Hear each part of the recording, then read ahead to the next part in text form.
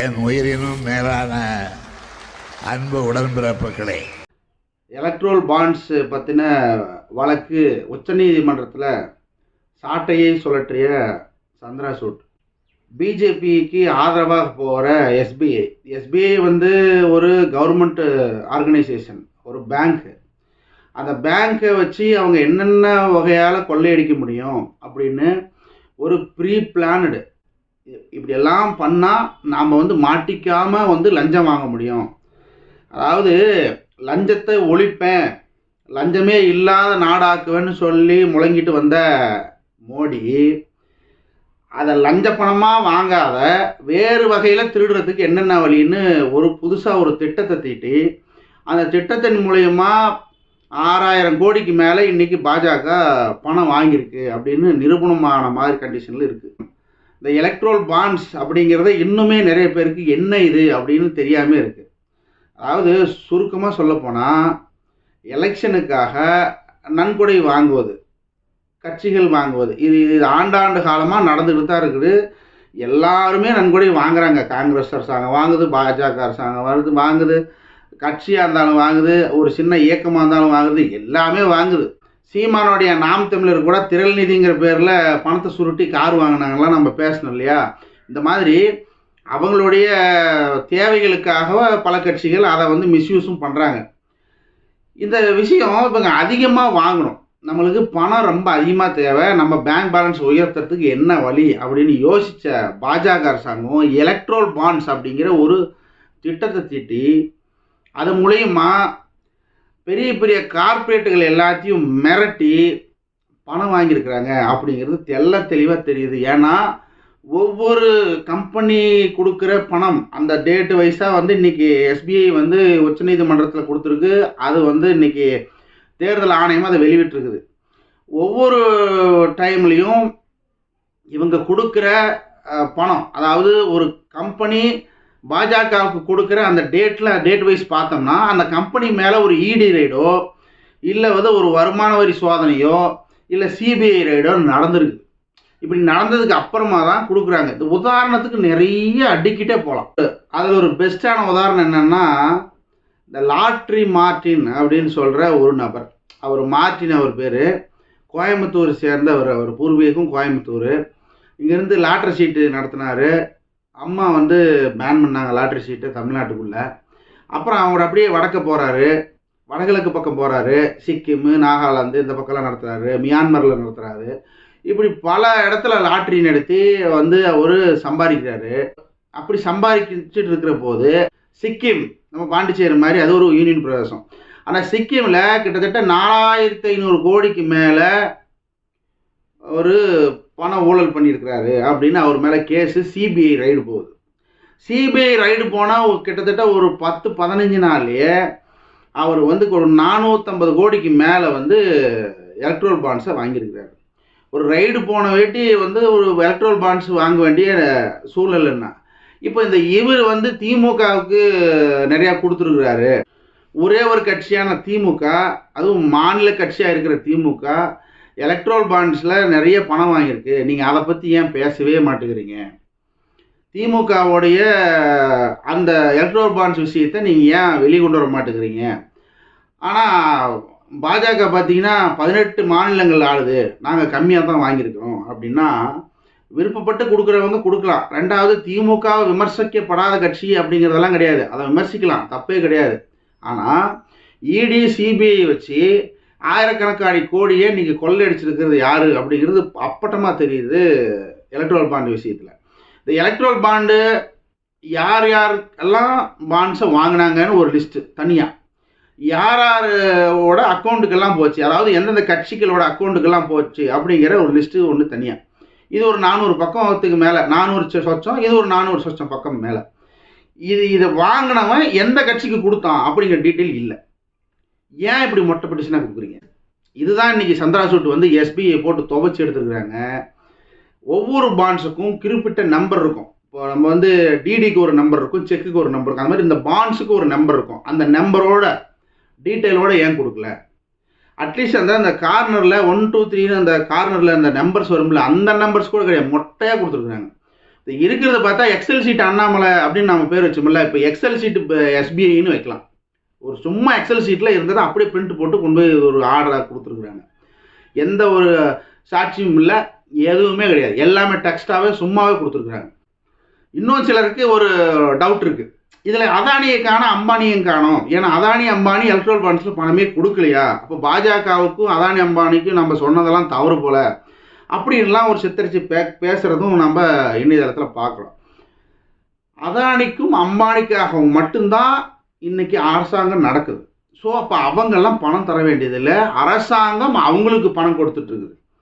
நீங்கள் குறிப்பிட்ட நிதிநிலையில் மத்திய அரசாங்கத்தோட குறிப்பிட்ட நிதிநிலை, அதாவது நம்ம அரசாங்கத்தோட நிதிநிலையில் கிட்டத்தட்ட 20-25% மேலே அவங்களுடைய பிஸ்னஸுக்காக அரசாங்கம் அவங்கக்கிட்ட பணம் கொடுத்துருக்குது. இன்றைக்கி இந்த அதானியோட கம்பெனிஸோ அம்பானியோட கம்பெனிஸோ திவால் ஆயிடுச்சு.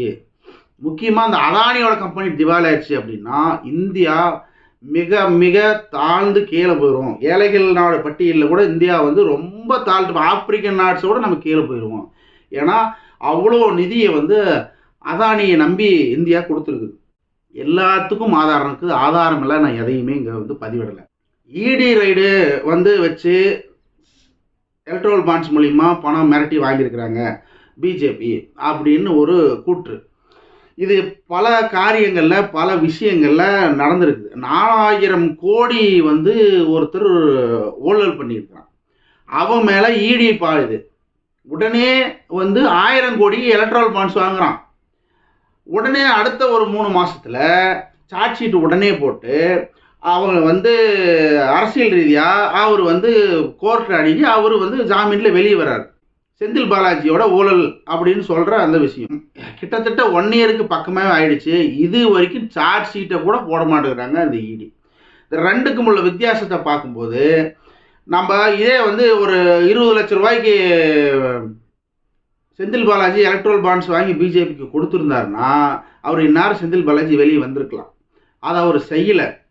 தவறு வந்து ஒரு கட்சியிலேருந்து நம்ம தவறு செஞ்சிட்டோம், ஆனால் நம்ம அது வந்து திருந்தி வாழணும் அப்படின்னு அவர் போராடிட்டு இருக்காரு அப்படிங்கிறத நம்மளுக்கு அப்பட்டமாக தெரியுது. சரி, செந்தில் பாலாஜியோட விஷயம் நிறைய இருக்குது, நம்ம பேசுகிறதுக்கு நம்ம அடுத்தடுத்த வீடியோக்கெல்லாம் பேசுவோம். இன்றைக்கி எலக்ட்ரல் பாண்ட்ஸ் வந்து முழுக்க முழுக்க ஒரு திருட்டு கும்பலால் திருடுவதற்காக பெரிய பெரிய நிறுவனங்கள் கார்பரேட்டுக்கிட்ட மிரட்டி பணம் பறிப்பதற்காக மட்டுமே எலக்ட்ரல் பாண்ட்ஸ் கொண்டு வரப்பட்டது அப்படிங்கிறது தான் நம்மளுடைய குற்றச்சாட்டு. ஏன் எப்படி நீங்கள் இதை சொல்கிறீங்க? இப்போ 19 நீங்கள் அதை சொல்லக்கூடாதுல்ல அப்படின்னு நீங்கள் நினச்சிங்கன்னா, எலக்ட்ரல் பாண்ட்ஸ்னால் என்ன, அதுக்கான விதிமுறைகள் என்னென்ன, அதுக்கான சட்டத்திட்டங்கள் என்ன, ஒரு திட்டங்கள் கொண்டு போது அதுக்குன்னு ஒரு சட்ட வரையறையாக இருக்கும்ல, இந்த வரையறைகள் எல்லாம் என்ன அப்படின்னு பார்ப்போம். எலக்ட்ரல் பாண்ட்ஸு யார் வாங்கினாலும் சரி, இப்போ நான் வந்து ராம் கிரிட்டிக்ன்ற பேரில் ஒரு எலக்ட்ரல் பாண்ட்ஸ் வாங்கி நான் பிஜேபிக்கோ இல்லை திமுகவோ இல்லை அதிமுகவோ கொடுக்குறேன்னு வச்சுப்போம். நான் வாங்குறேன் அப்படின்னா என்னுடைய பிரைவேசி, நான் தான் வாங்கினேன் அப்படிங்கிறத வெளியே விட மாட்டாங்க. எப்படி இப்போ நீங்கள் வாங்க முடியாதுல்ல, செக்கு போடுறதோ இல்லை டிடி எடுக்கிறத கூட ஸ்டேட் பேங்க்கில் கேட்டு வாங்க முடியாது. யார் டிடி எடுத்தா இன்றைக்கி எனக்கு டீட்டெயில் கொடுன்னா கொடுக்க மாட்டாங்க ஸ்டேட் பேங்க், அதுக்கான ரெஸ்ட்ரிக்ஷன்ஸ் இருக்குது. ஆர்டிஐயில் கேட்டால் கொடுத்தாகணும். ஆனால் இந்த பாண்டு விஷயத்தை வந்து நீங்கள் ஆர்டிஐயில் கேட்டால் கூட தர முடியாது, நாங்கள் தர முடியாதுங்கிறாங்க. எந்த கட்சிக்கு அந்த பணம் போச்சு, அட்லீஸ்ட் அதையாசம் கொடுப்பீங்களான்னு பார்த்தா அதையும் நீங்கள் வந்து ஆர்டிஐயில் கேட்டால் நாங்கள் கொடுக்க முடியாது. இந்த திட்டத்தோட சட்ட வரையறை அதுதான். யாருக்கும் யாருக்கு பணம் கொடுக்குறாங்க, எந்த கட்சிக்கு யார்கிட்ட இருந்து பணம் போகுது அப்படிங்கிற இந்த விஷயத்தை டோட்டலாக வந்து அப்படியே மறைச்சி மூடுறாங்க எஸ்பிஐ. அதுக்கு சட்டம் வந்து இன்னைக்கு முன்ன நிற்கிது. அப்போது இந்த கட்சி இப்போ எலக்ட்ரல் பாண்ட்ஸை வந்து நீங்கள் வெறும் பிஜேபி மட்டுமே குறி வச்சு பேசுகிறீங்க, மற்ற கட்சிகள் இதே வந்து மம்தாவுடைய கட்சிகள்லாம் வந்து வாங்கியிருக்கு அப்படின்லாம் வந்து இன்னைக்கு வைரலாக பேசுகிறாங்க எதிர்கட்சிகள், அதாவது பாஜகவினர் பேசுகிறாங்க. இந்த பாஜகக்காரங்க பேசுகிறது நானும் ஒத்துக்கிறேன். மம்தா பானர்ஜி வந்து 1000 கோடிக்கு மேலே வாங்கியிருக்கிறாங்க அப்படிங்கிறத நான் ஒத்துக்கிறேன். இது மாதிரி திமுக இங்கே 600 கோடிக்கு மேலே வாங்கியிருக்குது அப்படிங்கிறதும் ஒத்துக்கிறேன். எல்லாம் அங்கே இருக்கிற டேட்டாவை தான் நீங்கள் சொல்கிறீங்க, ரைட்டு. ஆனால் இது வந்து தவறான செயல் அப்படின்னு இவங்களை நீங்கள் சொல்கிறீங்க. அதே பாணி தான் 6000 கோடிக்கு மேலே வாங்கின பாஜக பண்ணது மட்டும் சரியா? முதல்ல இந்த திட்டத்தை கொண்டு வந்து யாரு? மம்தா 1000 கோடிக்கு மேலே வாங்கியிருக்கிறாங்கன்னா அந்த திட்ட வரையறையே கொண்டு வந்தது பாஜக. இவங்க திருடுறதுக்காக கொண்டு வந்தாங்க. ஆனால் மம்தா அதை யூஸ் பண்ணியிருக்காங்க, அவங்க வாங்கியிருக்கிறாங்க. அப்போது அவங்கக்கிட்ட ஈடியும் இல்லை, சிபிஐயும் இல்லை. சிபிஐ இடி உங்ககிட்ட தான் இருக்குது. இதை வச்சு நீங்கள் கார்பரேட்டுகளை மிரட்டி பணம் வாங்கியிருக்கிறீங்க அப்படின்னு பல வகையில் எங்களுக்கு நல்லாவே தெரிய வருது. ஏன்னா டேட் வைஸ் பார்த்தோம்னா சிபிஐ ரேடும் இடி ரேடும் ஒரு கார்பரேட் கம்பெனிக்கு போயிருக்கு அப்படின்னா அதுலேருந்து 10 to 15 நாளுக்குள்ள ஆயிரக்கணக்கான கோடிகள் பாண்ட்ஸை வாங்கியிருக்கிறாங்க. அப்போ அந்த பாண்ட்ஸை வாங்கி யாருக்கு கொடுப்பாங்க? எதிர்கட்சியான காங்கிரஸ் கொடுப்பாங்களா? காங்கிரஸுக்கு கொடுத்தா அவங்க விடுதலை ஆவாங்களா? ஆக மாட்டாங்க. அப்போ அவங்க விடுதலை ஆகிறதுக்கும் அவர் அந்த கேஸ்லேருந்து தப்பிக்கிறதுக்கும் இந்த பிரச்சனையிலேருந்து விடுபடுறதுக்கும் இந்த பாண்ட்ஸை வாங்கி இன்றைக்கி இருக்கிற ஆளுங்கட்சி கையில் தான் ஒப்படைப்பாங்க. இது குழந்தை கேட்டால் கூட கரெக்டாக சொல்லும். அப்போ ஆளுங்கட்சி கைக்கு போகுதுன்னா இடி நிதியமைச்சகத்துக்கு கீழே இயங்கிறது தான். அது பிஎம்எல்ஏ சட்டத்தில் தனித்து இயங்கிறது, யாராலையும் அதை ஒன்றும் பண்ண முடியாது. உங்களுக்கு சேலம் மாவட்டம் ஆத்தூரில் பார்த்தீங்கன்னா 2 கிழவங்க, 70 வயசு 65 வயசில் 2 கிழவன். அவங்க கிழவர்கள் ஒன்றுமே முடியாது. வயசான காலத்தில் இருக்கிற அவங்கக்கிட்ட அவங்களோட நிலத்தை பறிக்கிறதுக்கு ஈடி போச்சு. நிரவ் மோடி இவங்கெல்லாம் அவங்க கொள்ளடிச்சிட்டு போவாங்க. அவங்களுடைய வெளிநாடு பணம் வர்றது இதை பற்றியெல்லாம் அவங்க எதையுமே எடுத்து ஈடி எதையுமே சொல்ல மாட்டாங்க. ஒன்றிய அரசாங்கம் என்ன சொல்லுது அதை மட்டும்தான் கேட்போம். அதுவும் ஒன்றிய அரசாங்கத்துக்கு சம்மந்தப்பட்ட மாவட்ட செயலாளர் சொன்னால் கூட நாங்கள் இடி ரைடு போவோம், இடி விசாரணைக்கு அழைப்போம் அப்படிங்கிறத நிரூபணமாக இருக்குது இந்த ஆத்தூர் கேஸில். இந்த சந்திரா சூட் ஏன் இவ்வளோ கோவப்படுறாரு, ஏன் இவ்வளோ கண்டிப்பாக நடந்துக்கிறாரு? எஸ்பிஐ நீங்கள் கொடுத்தே ஆகணும். எஸ்பிஐ ஃபஸ்ட்டு 3 மாதம் டைம் கேட்குது, இல்லை நீங்கள் ஒரு மாதம் கொடுங்கன்னு கேட்குது. அது யார் எஸ்பிஐக்காக வாதாடுறாங்கன்னா அரசு வக்கீல் வாதாடுறாங்க சுப்ரீம் கோர்ட்டில். முடியவே முடியாது, உனக்கு இருக்கிற டெக்னாலஜி வச்சு நீ முன்னால் முடியும், எனக்கு ஒரே 24 மணி நேரத்துக்குள்ளே டீட்டெயில் வேணும்னு கேட்குறாங்க. கொடுத்த டீட்டெயிலும் ஒன்று கூட ஆதாரமற்று, அதாவது எலக்ட்ரல் பாண்ட்ஸோட நம்பர்ஸ் இல்லாமல் யாருக்கு போச்சுன்னு இல்லாமல் மொட்டை பெட்டிஷனாக கொடுத்துருக்குறாங்க. இன்றைக்கி அதையும் திங்கக்கிழமைக்குள்ளே யார் எங்கெங்கே போயிருக்குது அப்படிங்கிற இந்த டீட்டெயிலோட எங்களுக்கு வேணும், நீ கொடுத்து ஆகணும் அப்படின்னு அது உங்களுக்கு டெட்லைன் வச்சுருக்குறாங்க எஸ்பிஐ. இன்றைக்கி திங்கக்கிழமை தெரிஞ்சிடும், எஸ்பிஐயோட சாயம் வெளுத்துரும். அது எஸ்பிஐயோட சாயம்னு இவங்க நினச்சிட்டு இருக்கிறாங்க, மோடியோட சாயம் வெளுக்கத்தான் போகுது. இப்போயே நம்ம நிறைய விஷயங்களில் பார்க்கலாம். இந்த எலக்ட்ரல் பாண்ட்ஸில் வந்த பணங்கள் எல்லாமே 90% பூரா பாஜக தான் போயிருக்கு அப்படிங்கிற வரைக்கும் நம்ம ஒரு அபிப்பிராயம் பண்ணலாம். அது அபிப்பிராயத்தெல்லாம் நீங்கள் சொல்லக்கூடாது. அப்படின்னா இவங்க மொட்டை பெட்டிஷனாக கொடுத்தா நம்மளுடைய அபிப்பிராயம் நம்ம சொல்லத்தான் செய்யும். அப்போது நீங்கள் இல்லை அப்படின்னா ஆதாரத்தோடு கொடுத்துருந்தீங்கன்னா நாங்கள் என்ன ஆதாரமோ நீங்கள் கொடுத்த ஆதாரத்தின் பேரில் தான் நாங்கள் பேசுவோம். மொட்டையாக நீங்கள் ஒரு எக்ஸல் சீட்டில் ஒன்று அண்ணாமலை கொடுத்த மாதிரி கொடுத்தீங்கன்னா நாங்கள் எதோட வேணாலும் இணைச்சி வச்சு பேசலாம். ஏன்னா அதுக்கான வழிவகுத்து கொடுத்தது யாருன்னா எஸ்பிஐ தான். இந்த 1000 கோடி பாஜகவுக்கு போயிருக்குது, இந்த 1000 கோடி வேற ஒரு கட்சிக்கு போயிருக்குது, காங்கிரஸுக்கு போயிருக்குது, இந்த மாதிரி தெளிவாக கொடுத்துருந்தா நாம் பாஜகவோட வீண் பழிகளோ எதையும் சுமத்த முடியாது. ஆனால் இன்றைக்கி மொட்டை பெட்டிஷனாக நீங்கள் கொடுக்கும்போது நாம் அதை செஞ்சு தான் ஆகணும். அதே மாதிரி இன்னைக்கு கார்பரேட்டை மிரட்டினது மட்டும் இல்லாமல் இந்த கம்பெனிகள்லாம் வரி கட்டுது இல்லைங்களா, இந்த வரி கட்டுற பணத்தில் ஒரு குறிப்பிட்ட தொகையை எலக்ட்ரல் பாண்ட்ஸாக பாஜகவுக்கோ யாருக்கு செலுத்துவாங்க? பாஜகவுக்கு தான் செலுத்திருப்பாங்க. அப்படி வாங்கியிருந்த கம்பெனி நிறைய பேருக்கு வரி சலுகை கொடுத்துருக்குறாங்க. இப்போ உதாரணத்துக்கு ஒரு கம்பெனி ஒரு 100 கோடி ரூபா எலக்ட்ரல் பாண்ட்ஸ் கொடுத்துருக்கு அப்படின்னா 200 கோடி ரூபா அவங்களுக்கு வரி சலுகை கொடுத்துருக்குறாங்க. அப்போது நீங்கள் அரசுக்கு கொடுக்க வேண்டிய அவசியம் இல்லை, ஆனால் எங்களுக்கு நீங்கள் ஒரு 100 கோடி ரூபா கொடுத்துட்டிங்கன்னா அரசாங்கத்துக்கு நீங்கள் எதையும் கொடுக்க தேவையில்லை அப்படின்னு பாஜக அரசாங்கம் சொல்லாமல் சொல்லியிருக்கு ஒரு சில விஷயத்தில். இது எல்லாம் நீங்கள் ஆராயணும். 400 பக்கங்கள் இருக்குது, எல்லாம் ஆராய்ஞ்சு பார்த்தா ஒவ்வொரு சின்ன விஷயங்களும் ஆராய்ஞ்சு பார்த்தா பிஜேபி இந்த எலக்ட்ரல் பாண்ட் அப்படிங்கிற விஷயத்தை வச்சு கொள்ளையடிச்சு ரொம்ப நம்பர் 1 ஊழல் கட்சி. இப்போ உலகத்திலேயே நம்பர் 1 ஊழல் கட்சி எதுன்னா அது பாஜக அப்படிங்கிற இந்த எலக்ட்ரல் பாண்ட்ஸ் விஷயத்தில் வந்துருச்சு.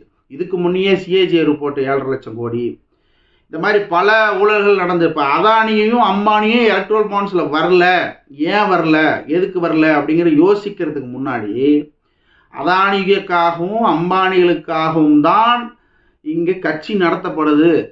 அப்போ அவங்க வந்து எலக்ட்ரல் பாண்ட்ஸில் வந்து கொடுக்கணுன்ற அவசியம் இல்லை. அவங்க ஒட்டுமொத்த நிதியையும் பாஜகவுக்கு இல்லை, நரேந்திர மோடிக்கு செப்பரேட்டாக கொடுக்கலாம். அது அவங்களுடைய டிரான்சாக்ஷன் வேறு மாதிரி இருக்குமோ. அப்போ அதை வந்து நீங்கள் ஆட்சி மாற்றம் நடந்தால் தான் அதானியோட கூட்டு வெளியே கொண்டு வர முடியும் அப்படிங்கிறது நம்மளுக்கு தெளிவாக வருது. ஆட்சி மாற்றம் நடக்கலை அப்படின்னா அதானி மென்மேலும் இந்தியாவை கூறு போட்டு ஒவ்வொரு பக்கமாக இந்தியாவை அறுத்து அதானி விற்றுக்கிட்டு தான் இருப்பார். நாம் வந்து ஏழைகளாக தான் இருக்கணுங்கிறது நல்ல தெளிவாக தெரியுது.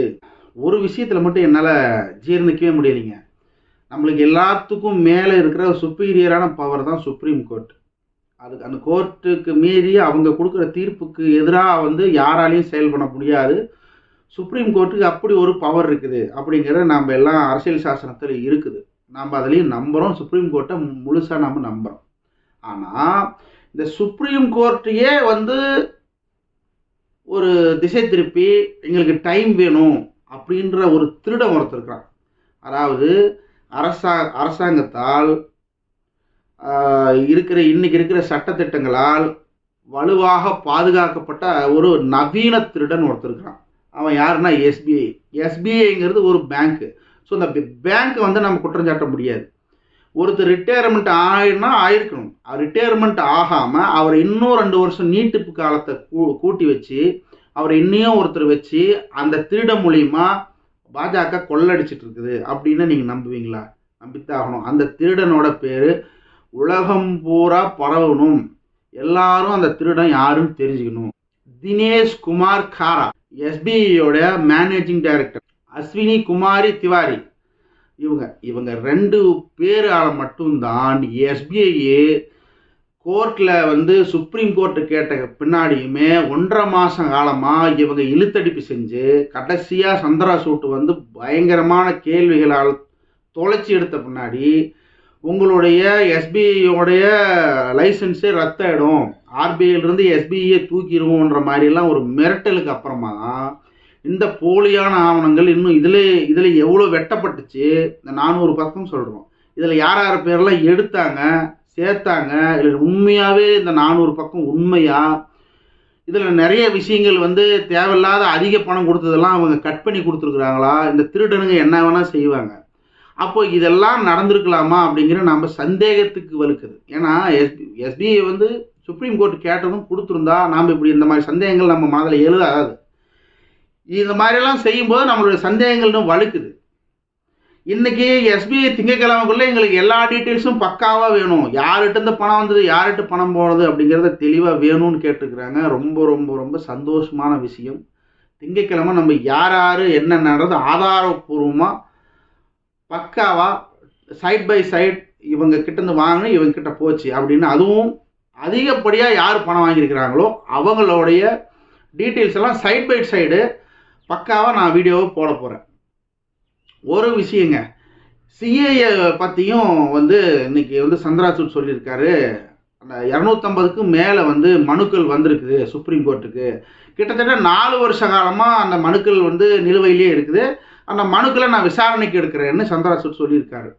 அதுவும் இன்னைக்கு வந்து சர்ச்சையாக போயிட்டுருக்கு. இன்னைக்கு ஒன்றிய அரசாங்கம் சந்திராசூட் அதாவது சுப்ரீம் கோர்ட்டு கிட்ட கெஞ்சுது, வேண்டாம் எலெக்ஷன் டைமில் இந்த விசாரணை வேண்டாம், எலெக்ஷன் கழித்து வச்சுக்கலாம் அப்படின்னு மண்டிடுறாங்க பாஜகக்காரங்க. சந்திராசூட் கேட்குற மாதிரி இல்லை. நான் என்ன சொல்கிறேனோ அதான் நடக்கும். நான் விசாரணைக்கு எடுக்க போகிறேன், இந்த வாரத்தில் விசாரணை நடக்கும் அப்படின்னு சொல்லியிருக்கிறாரு. சிஏஏ விவகாரம் பயங்கரமாக பூதாகரமாக வெடிக்க போகுது. இதை விட அதிகமாக வரப்போகுது. சிஏஏ பிரச்சனை என்ன ஏதுங்கிறதெல்லாம் உங்களுக்கு தெரியும், நானும் வீடியோ போட்டிருக்கிறேன். சந்திராசூட் ஏன் இந்த மாதிரி ரொம்ப கடுமையாக, அதுவும் ஆளுங்கட்சி பாஜகவுக்கு எதிராக வந்து இவ்வளோ கடுமையாக நடந்துக்கிறாரு? ஏன் எஸ்பிஐக்கு 3 மாதம் அவகாசம் கொடுத்துருந்தா என்ன, சிஐஏவும் வந்து எலெக்ஷனுக்கு அப்புறமா பண்ணியிருந்தா என்ன அப்படிங்கிற ஒரு விஷயமும் நம்மளுக்கு மைண்டில் ஓடிக்கிட்டே இருக்குது. ஏன்னா ஆளுங்கட்சி அவங்க சார்ந்த ஒரு விஷயங்கள் அவங்க வந்து வேணான்னு போராடுறாங்க. அப்போ அதை வந்து தள்ளி போடாமல் இல்லை நீ கொடுத்தே ஆகணும்னு அவர் நிற்கிறது மக்களுக்கு நல்லதுதான். நம்மளுக்கு நியூஸ் தெரியுது எல்லாம் ரைட். ஆனால் அவர் ஏன் அப்படி செயல்படுறாரு அப்படிங்கிற ஒரு விஷயமும் மனசில் ஓடிட்டு தான் இருக்குது. எனக்கு என்னமோ என்னுடைய அபிமானத்துக்கு தேர்தல் ஆணையரை நியமிக்கிற சட்டத்தை வந்து திருத்தினாங்க இல்லையா, அதில் வந்து பார்த்தீங்கன்னா சுப்ரீம் கோர்ட்டோட தலைமை நீதிபதியும் அடங்குவார். அப்போ இன்னைக்கு சுப்ரீம் கோர்ட் தலைமை நீதிபதி யார்? சந்திராசூட் தான். அவரை வந்து நீங்கள் நியமிக்க வேண்டியதில்லைன்னு வெளியே அனுப்புனாங்க இல்லையா, அவங்களுக்கு ஒரு அவமரியாதை தானே இருக்கும். அவங்களோட பவரை ஒன்று குறைச்சாங்கன்னா அப்போ அவங்களுக்கு வந்து அவமரியாதை தானே இருக்கும். ஸோ நீ என்னுடைய பவரை நீ குறைக்கிற, என் பவரை நான் என்னன்னு காட்டுறேன், உன்னை ஆதாரபூர்வமாக மக்கள்கிட்ட நான் ஒப்படைப்பேன். நீ அப்போ தான் நீ அப்பட்டமாவ நீ யாருன்னு. நீ உன் பாட்டுக்கு நீ கட்சி நடத்து, நீ தேர்தலை நடத்து ராஜா. நான் என்னுடைய வேலையை நான் ஒழுக்கமாக என் மக்களுக்கு நான் செய்கிறேன்னு இன்னைக்கு சுப்ரீம் கோர்ட் நீதிபதி பக்காவாக அழகாக உட்காந்து மக்களுக்கான நீதியை வழங்கிட்டு இருக்கிறாரு. அவருக்கு ஒரு ஹேட்ஸ் ஆஃப். அடுத்து ஒரு நல்ல வீடியோவுடன் சந்திக்கிறேன். நன்றி, வணக்கம்.